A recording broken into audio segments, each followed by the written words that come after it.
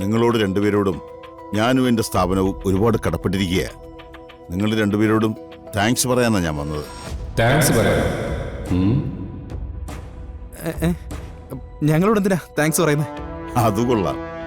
ഞങ്ങൾക്ക് ഇത്രയും വലിയ സഹായം ചെയ്തിട്ട് ഒന്നും അറിയാത്തതുപോലെ നിൽക്കുന്നത് കണ്ടോ? ഇതൊക്കെ സാറിന്റെ മഹത്വമാണ് സാറേ. മനസ്സിലായില്ല. നിങ്ങള് എന്താ ഉദ്ദേശിച്ചെന്ന് ഒന്ന് തെളിച്ച് പറയാമോ? അല്ല, ഞങ്ങൾക്കൊന്നും മനസ്സിലായില്ല. അന്ന് നിങ്ങൾ രണ്ടുപേരും റിസോർട്ടിൽ വന്ന് കാര്യമായി അന്വേഷണം നടത്തിയതുകൊണ്ടല്ലേ കേസ് തെളിഞ്ഞത്.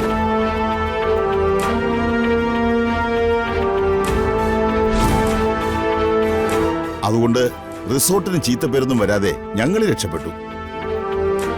അല്ലെങ്കിൽ നൈറ്റ് പാർട്ടിയിലെ പ്രശ്നം അത് ഇത് എന്നൊക്കെ പറഞ്ഞ് ആളുകൾ ഇഷ്യൂ ഉണ്ടാക്കിയേനെ.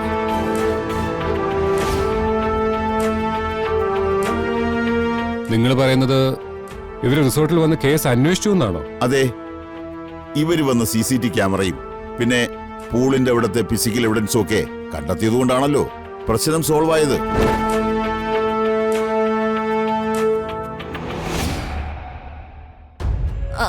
അയ്യോ, അന്വേഷണം നടത്തിയത് ഞങ്ങളല്ല. ഈ കേസിൽ പല്ലവി ഉൾപ്പെട്ടതുകൊണ്ട് ഞങ്ങൾ അവിടെ വന്ന് പോലീസ് ടീമിന്റെ കൂടെ വെറുതെ നിന്നതേ ഉള്ളൂ. അന്വേഷണം എല്ലാം CA സാർ പറഞ്ഞിട്ട് അവരുടെ ടീമാ നടത്തിയത്. ഇദ്ദേഹം കുട്ടേട്ടനെ കണ്ട് തെറ്റിദ്ധരിച്ചതാവും. ഓ, അതെ.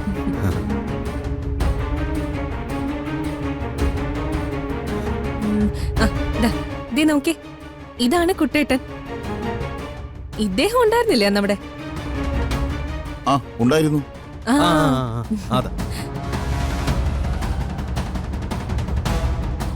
കുട്ടേട്ടൻ താമസിക്കുന്നതേ ഞങ്ങളുടെ വീട്ടില്. കുട്ടേട്ടന്റെ കൂടെ ഞങ്ങളും വെറുതെ വന്നേ ഉള്ളൂ.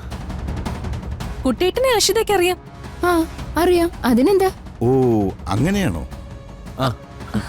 അപ്പോ നിങ്ങൾ പോലീസിലല്ലേ?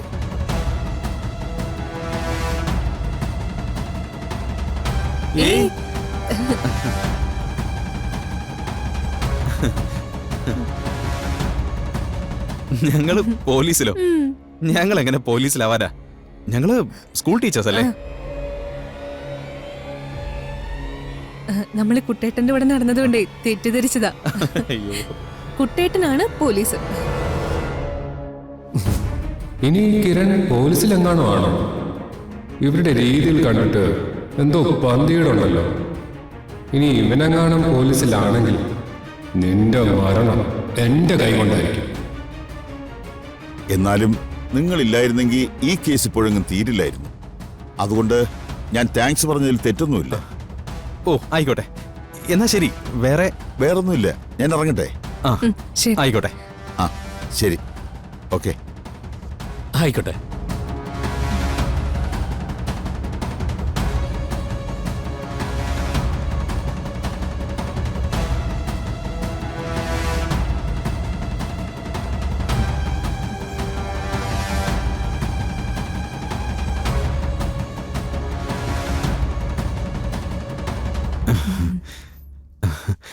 എന്നാ നമുക്ക് പോവാല്ലേ?